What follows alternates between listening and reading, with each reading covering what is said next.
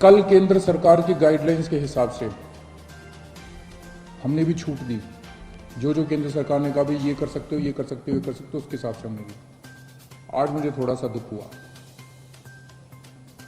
कुछ दुकानों के सामने मैंने देखा कि इतनी भीड़ लग गई, लोग सोशल डिस्टेंसिंग फॉलो नहीं कर रहे थे। कुछ दुकानों के सामने, अपने लोग बहुत अच्छे हैं, दिल्ली के लोग बहुत अच्छे हैं, लेकिन कुछ जगहों पे लोगों ने सोशल डिस्टेंसिंग नहीं मानी, भगदड़ मच गई। इससे किसका नुकसान हो रहा है? आपका ही नुकसान हो रहा है, आप ही बीमार पड़ोगे।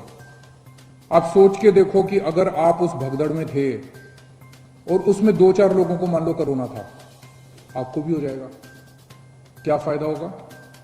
आपकी जिंदगी खतरे में, आपके परिवार के लोगों को हो जाएगा उसके बाद। तो क्यों इस तरह का रिस्क मोल लेते हो? क्यों इस तरह की गतिविधि करते हो?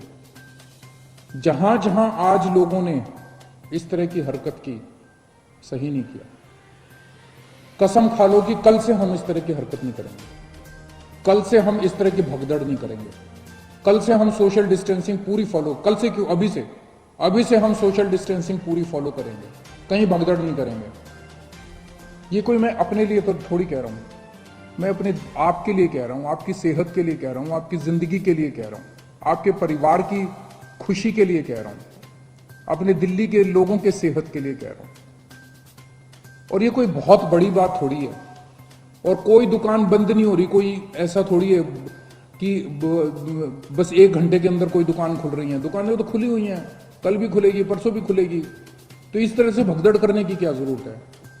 लेकिन अगर कहीं पे अब हमें पता चला कि सोशल डिस्टेंसिंग फॉलो नहीं हो रही, कहीं पे ठीक चीजें नहीं चल रही, तो फिर हमें उस एरिया को सील करना पड़ेगा। फिर जो हमने रियायतें दी हैं वो रियायतें हमें वापस लेनी पड़ेगी। मेरे पास कोई चारा नहीं बचेगा। मुझे बाकी दिल्ली के, सभी दिल्ली के लोगों की, आपकी सेहत के लिए, दिल्ली के लोगों की सेहत के लिए कड़े कदम उठाने पड़े, हम कड़े कदम उठाएंगे। इसीलिए मेरी आप सबसे गुजारिश है कि जो ये रियायतें दी गई है, इन रियायतों के, ये रियायतें इसलिए दी गई है ताकि अब धीरे धीरे धीरे धीरे हम अपनी दिल्ली को खोलते जाएं, अब गतिविधियां शुरू करते जाएं, अर्थव्यवस्था शुरू होती जाए।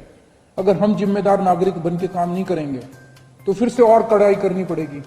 और कब तक हम लॉकडाउन में रहेंगे? जिंदगी भर तो लॉकडाउन में नहीं रह सकते ना। 1.5 महीना तो हो गया लॉकडाउन में रहते रहते।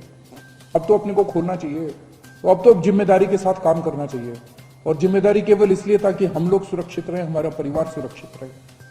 तो मेरी आपसे हाथ जोड़ के विनती है, हम नहीं चाहते कि और कड़े कदम उठाए जाएं, लेकिन अगर किसी एरिया के अंदर किसी दुकान पे अगर होता है, और दूसरी चीज, दुकान वालों को जिम्मेदारी लेनी पड़ेगी। अगर आपकी दुकान है और आपकी दुकान के सामने ये नहीं हो रहा, आपकी दुकान बंद कर देंगे, आपकी दुकान सील कर देंगे।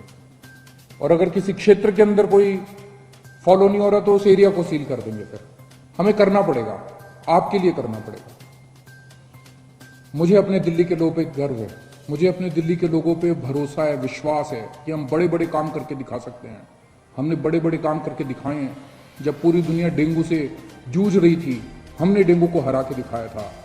अब हम कोरोना को भी हरा के दिखाएंगे। दिल्ली के लोग पूरी दुनिया को कोरोना को हरा के दिखाएंगे। जय